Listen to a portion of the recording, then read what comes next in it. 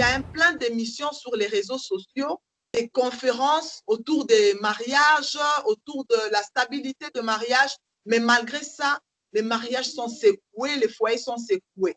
D'abord, nous parlions de base. Avant, c'était les jeunes se marient, base, les jeunes se marient parce que les parents, ça qui nous sala bien et tout ça. Mais maintenant, on voit même dans le mariage de grandes personnes, même dans le foyer, ils ont 20 ans, 30 ans de mariage.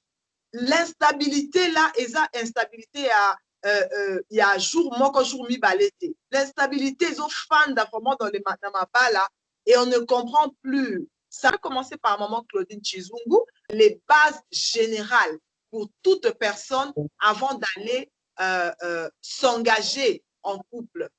Ce que moi je peux dire, c'est que d'abord, pour que les gens puissent se mettre ensemble, unis par le lien du mariage, il faut qu'ils sachent d'abord quelle est la place de la famille dans le cœur de Dieu. Parce que bien aimé, tozane loko moko toki kosala par biso moko, capacité mon côté par mutuye moko. Parce que mutu a institué un mariage ezali nzambe. Quand il avait créé Adam, il avait vu qu'il y avait quelque chose qui manquait. La Bible dit que Dieu va faire un défilé de mode. Et ce défilé de mode, c'était pour qu'il puisse susciter à Adam ce besoin-là d'avoir quelqu'un semblable à lui. Parce que le mariage, quand on se marie, il y a quelque part un vide qui se comble. Parce que quand on n'est pas marié, c'est qu'on n'est pas complet. Or, Dieu a créé l'homme complet. Et qu'est-ce qui a fait que l'homme soit complet? C'est quand Dieu lui avait donné une aide semblable, la femme. Et la Bible déclare que Dieu vit que cela était très bon. Donc, nous comprenons par là que la famille a une place essentielle dans le cœur de Dieu. La famille a toujours eu un ennemi. L'ennemi de la famille, c'est Satan. Il est un adversaire de taille. Et Satan, il amène des obstacles juste pour rompre l'équilibre dans le couple. Donc, base, il y a un problème sur le couple. Il y a équilibre. Mais quand ils arrivent à un certain moment, surtout quand les enfants naissent, la maman, qui est la femme sage qui doit bâtir sa maison, il a souvent tendance à s'occuper plus des enfants que de son mari. Et cela amène quoi? Un déséquilibre. Or, quand il y a déséquilibre, c'est que quelque part, la maison penche. Pour revenir à la base et comprendre qu'est-ce qui fait qu'il y a ce déséquilibre. Parce que quand tu n'aimes pas quelqu'un, tu ne te mettras pas ensemble. L'amour, il y a la paix, il y a la joie, il y a la maîtrise de soi, il y a la tempérance, il y a la douceur. Donc, quand ces choses-là ne sont plus, il y a des déséquilibres. Donc, il faut revenir à la case du départ qui est l'amour. L'amour qui croit tout, l'amour qui supporte tout, l'amour qui ne se vante pas d'orgueil, l'amour qui ne cherche pas ses propres intérêts. 1 Corinthiens 13. Il y a des gens qui ne prient pas, il y a des gens qui ne comprennent même pas ce que c'est la parole de Dieu. Il y en a même qui ne lisent même pas la Bible, mais qui sont dans des foyers un peu plus stables. Quand on s'attache au Seigneur, on sait d'avance que tout est réussi. Mais comment se fait-il qu'il y en a de personnes qui sont moins chrétiens qu'eux-mêmes le chrétien, mais ils arrivent à stabiliser leur foyer. Mais pas supporter sous ma cambo, ils ont les gâtés. Quand ça devient trop, les gens sont étouffés.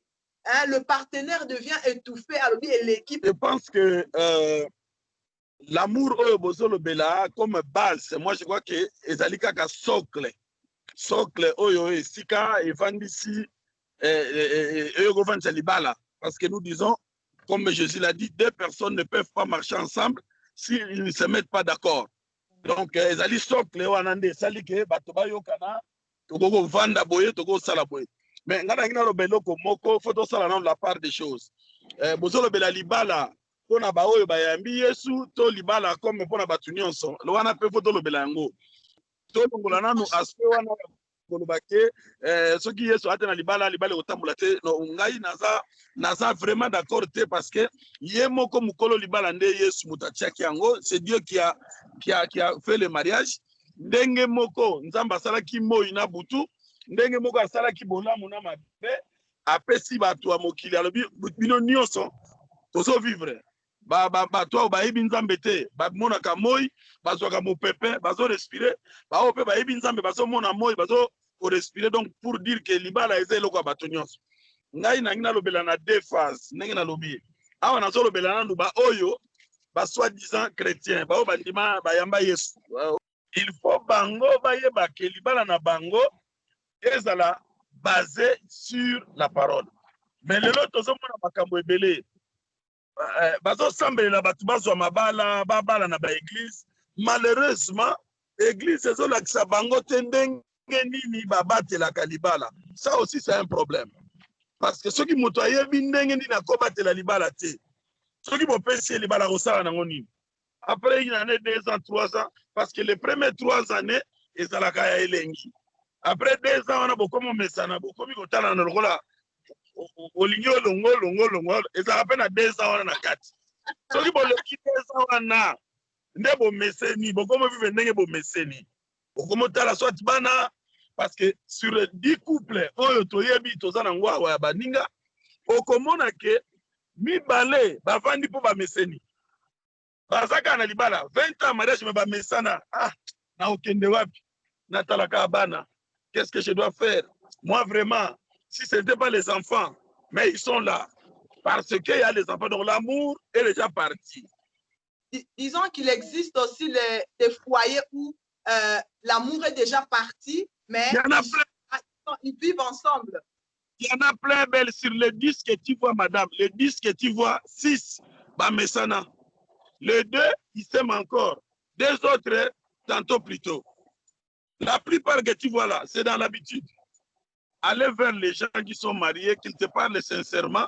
Beaucoup de gens vont te dire que moi, je suis là seulement parce que tu vois, quand je quitte ici, je vais aller où? Je dois encore recommencer la vie. Il y a beaucoup de gens comme ça. Mais sur ce que nous disons, moi, je dis ceci. Je demande à ce que nous puissions prendre comme modèle le mariage qui a uni Dieu avec l'Église. Et nous qui croyons en Jésus-Christ, nous devons mettre la parole de Dieu comme socle du mariage et apprendre aux enfants, aux jeunes, comment ils peuvent garder leur mari dans la parole.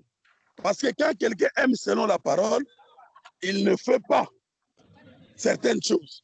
Vous allez trouver aujourd'hui les chrétiennes et les païennes, la même chose. Les chrétiens sont dans les Bibles aussi, c'est Kabelo. Les païennes dans les Kabelo. Les chrétiens dans les collants. Les autres dans les collants. Donc vous trouvez tout n'importe où, n'importe comment. Quand on est marié, on devient esclave de l'autre.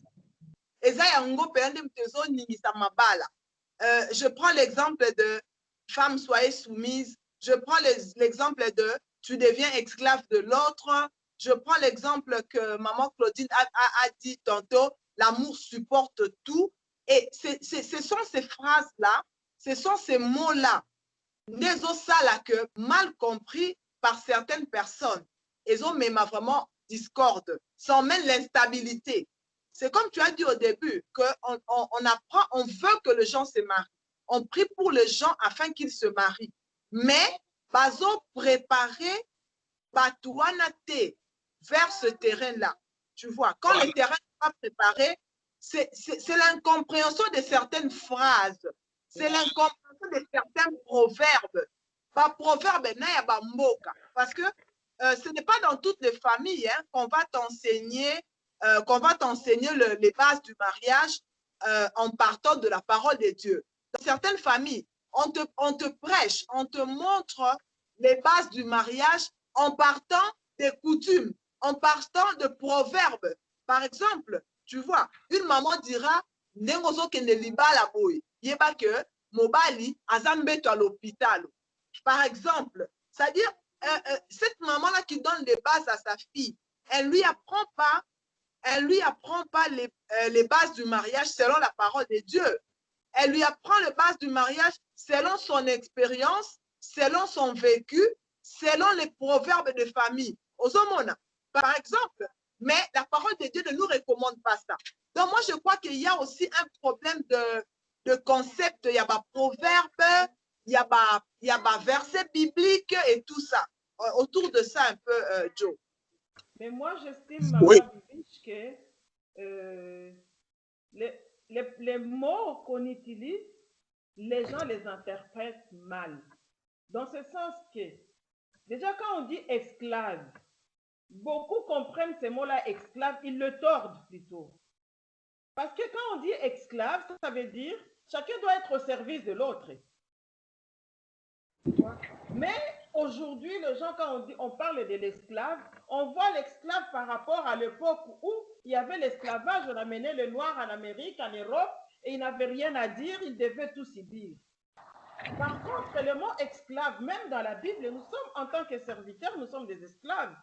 Ça veut dire quoi? Je suis au service de l'autre. Donc, en ce moment-là, dans le couple, je ne fais pas que ma volonté. Même si moi, je ne veux pas faire la volonté de l'autre, ou je ne veux pas être tolérante par rapport à la volonté de l'autre.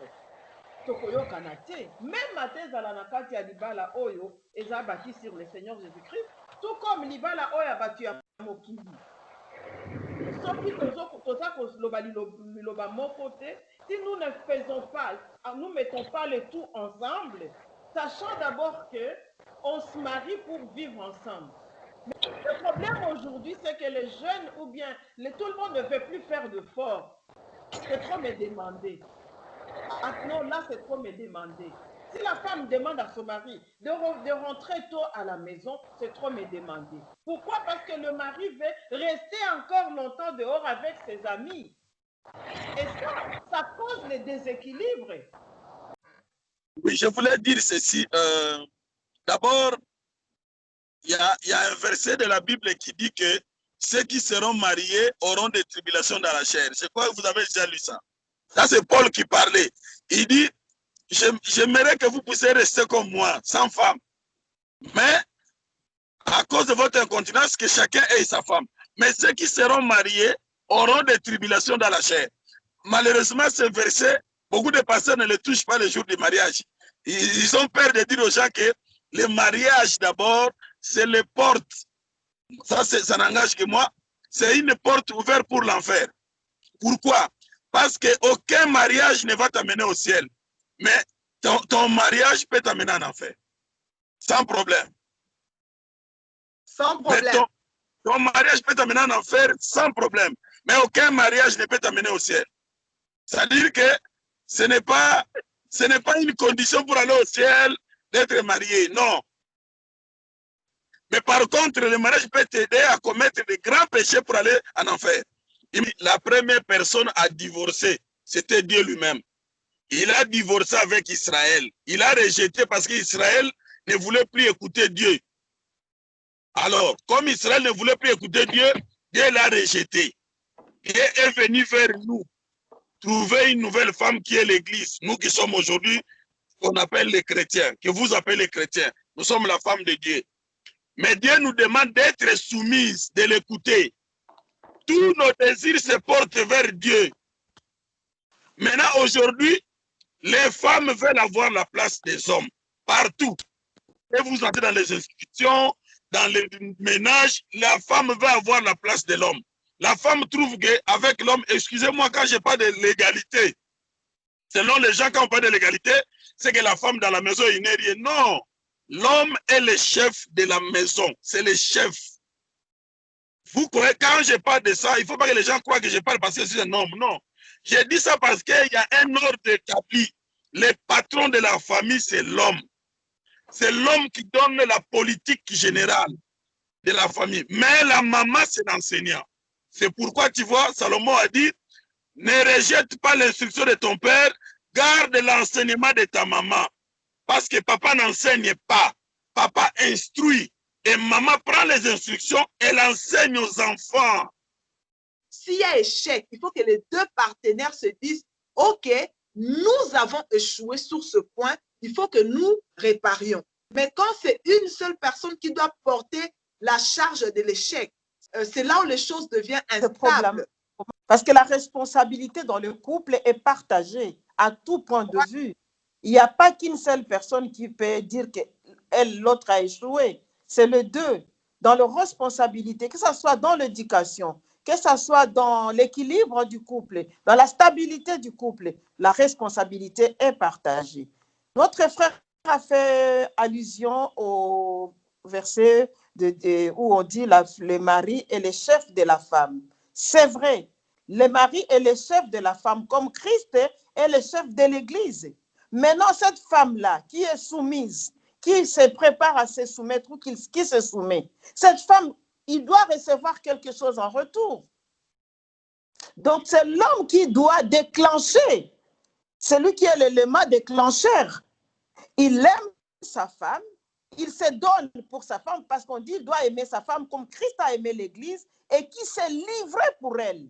Il dit que la chose qu'il dit, ça doit être oui et amen. Non, ils doivent discuter. S'il y a lieu de discuter, il faut discuter. Je parle d'abord sur le problème du vécu quotidien. Ce que nous vivons aujourd'hui avec nos sœurs, ce n'est pas ce que les bases du mariage. Quand nous disons que l'homme est le chef, ce n'est pas que l'homme il sort là-bas. Alors aujourd'hui, c'est comme ça, il part. Non, non.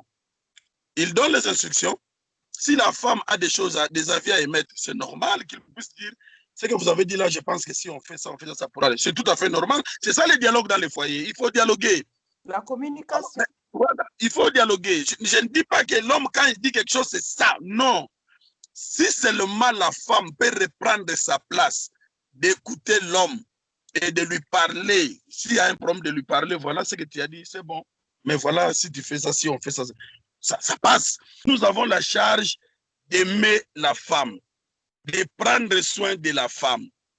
Je vous dirais aujourd'hui, excusez-moi, aujourd'hui, si nous trouvons les femmes partout en train de travailler dans des sociétés, de faire aussi des travaux, c'est parce que nous, les hommes, nous les avons abandonnés. Moi, je trouve que ça, c'est moi. Je te donne mon avis. La femme, ma femme, doit rester à ma disposition. Elle doit prendre soin de moi et de mes enfants. Moi, je dois prendre soin d'elle, de sa famille, de tous ceux qui sont autour d'elle. Ça, c'est ça le rôle de l'homme envers la femme. C'est parce que nous avons abandonné nos tâches. Nous ne voulons pas prendre soin de nos femmes. Nous ne voulons pas prendre soin de leur famille. C'est comme ça que les femmes aussi commencent à se rechercher. Mais quand nous rentrons au commencement, c'est l'homme qui prend soin de la femme. La femme était là assise en train de prendre soin de l'homme, de mettre l'homme dans ses petits soins, mais l'homme doit prendre la charge complète de sa femme. Tu dois aimer ta femme, tu dois lui donner tout ce qu'elle a besoin par rapport à tes moyens. Mais je veux aussi dire une chose par rapport au travail de la femme. Quand tu dis que la femme doit rester parce que l'homme doit s'occuper de lui, exactement. Je crois que je me marie à cette idée aussi, que la femme reste pour s'occuper de son foyer. C'est la pensée du Créateur. Je marie cette idée-là. Mais dans la plupart des cas, quand la femme reste à la maison, elle va faire toutes les tâches. Au moins, s'il faut ça, elle va préparer, elle va s'occuper des enfants, elle va préparer pour son mari. Le mari revient, il va servir et tout ça. Mais qu'est-ce qui s'ensuit après? Parce que moi, je ne pense pas qu'un couple peut devenir instable seulement parce que je n'ai pas eu à avoir de cheveux d'ajout, par exemple. Un couple ne peut pas devenir instable parce que je ne suis pas allée me faire ma manicure ou bien une pédicure. Non, c'est-à-dire que ce sont de petites choses comme ça. Il y a de problèmes un peu plus lourds. Par exemple, je reviens encore dans ce que Joe vient de dire tout à l'heure, que l'homme va s'occuper de la femme. Mais on a vu des hommes qui ont de mauvaises paroles envers leur femme qui reste à la maison.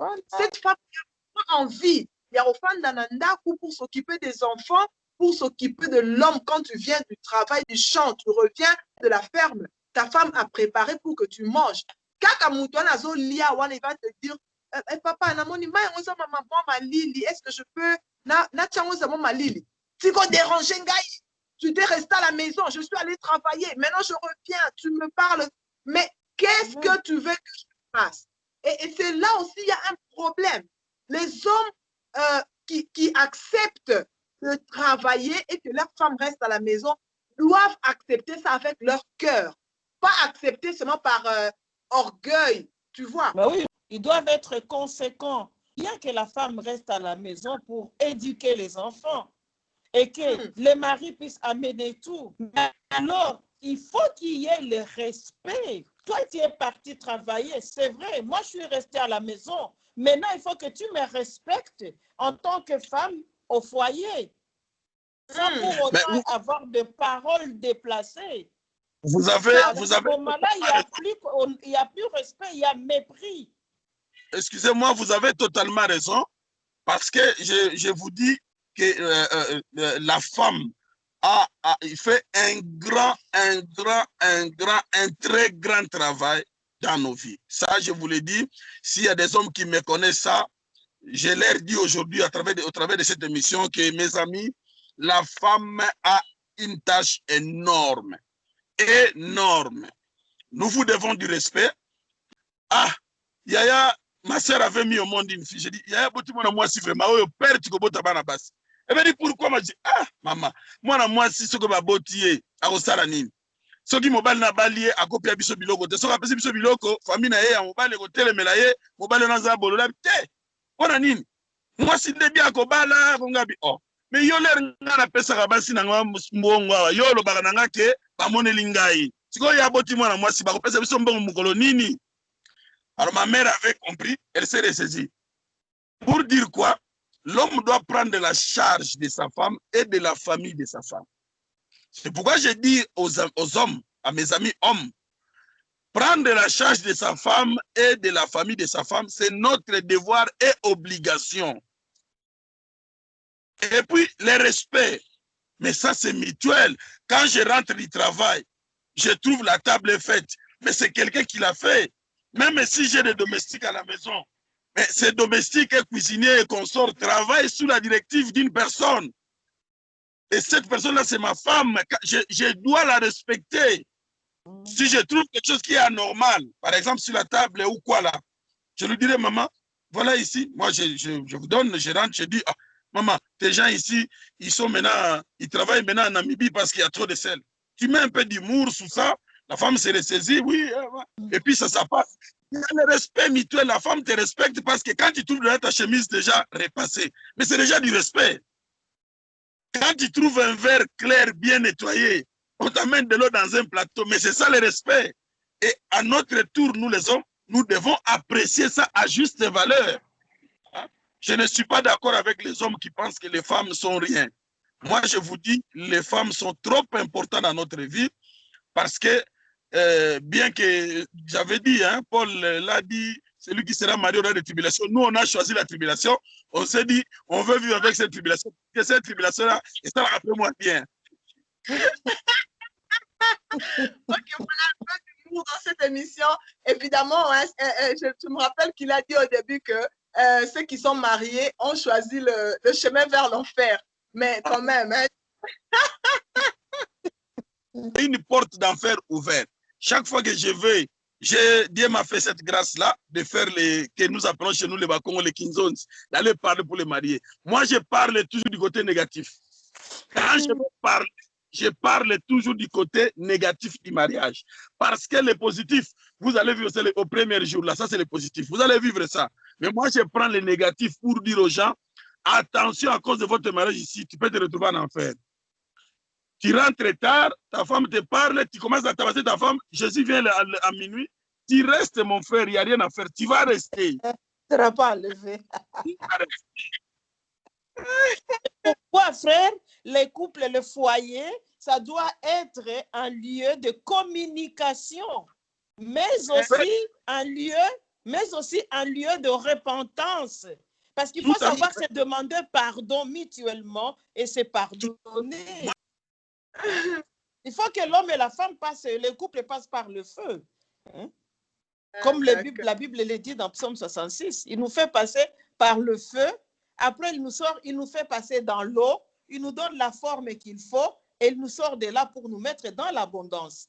Maintenant, si tu ne prends pas la forme que le Seigneur veut te donner, hein, il va te jeter dans la ferraille. Tu seras bon pour la ferraille. Ce que nous devons comprendre d'abord qu'il y a toujours le risque de l'ennemi. Parce que dès l'origine, le diable a toujours attaqué la famille et jusque maintenant, il continue à attaquer la famille. Mais dans ces attaques, le Seigneur nous a donné le moyen de vivre l'équilibre dans le couple.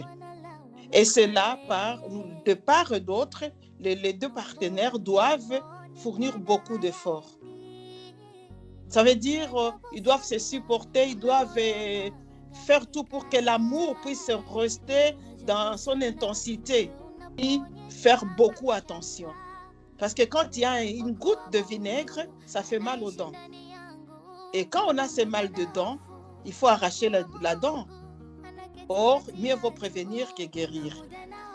Et avec ça, c'est pour vivre dans la complémentarité, vivre dans l'unité, vivre dans la complicité, l'équilibre et la stabilité. Nous devons savoir prévenir les choses. Parce que le diable, quand il agit d'une manière subtile. Il ne se laisse pas voir. Il va attaquer peut-être par le pensée, peut-être par un enfant, peut-être par un membre de la belle famille et de l'un ou de l'autre. Et nous devons faire beaucoup attention. Et avec ça, on pourra bâtir sur le roc. Oui, Jésus-Christ, c'est le roc, mais il y a aussi l'obéissance à la parole de Dieu, mais aussi obéir à l'autre. Et ça va donner vraiment la solidité, la stabilité, l'équilibre dans le couple. Avant tout, depuis Lubumbashi. Non, je disais seulement que le mariage est une porte de l'enfer, est une porte ouverte pour l'enfer. Donc, votre mariage peut vous amener en enfer. Mais aucun mariage n'amènera quelqu'un au ciel. Aucun mariage. Mais le mariage peut vous envoyer en enfer.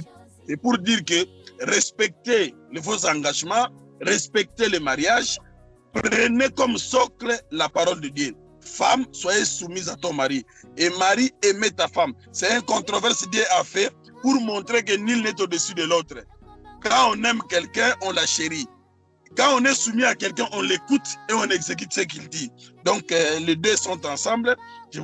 Vous tous qui nous suivez, gardez vraiment, sachez que les mariages, comme j'ai répété là, la Bible dit, ceux qui seront mariés auront des tribulations dans la chair. Donc, quand vous êtes mariés là, c'est que vous avez accepté les tribulations dans la chair. Vous allez commencer à vous fâcher, vous allez commencer à monter, à descendre, à battre. Ça sont les tribulations. Ma soeur, sachez que le mariage, ce n'est pas le miel, comme on dit là. Le mariage est bon. Le mariage, c'est une porte d'enfer ouverte. Merci beaucoup pour tout. Prochainement. Merci à tous ceux qui nous ont suivis jusqu'à notre prochain numéro. Portez-vous bien dans vos foyers et dans vos couples. Au revoir.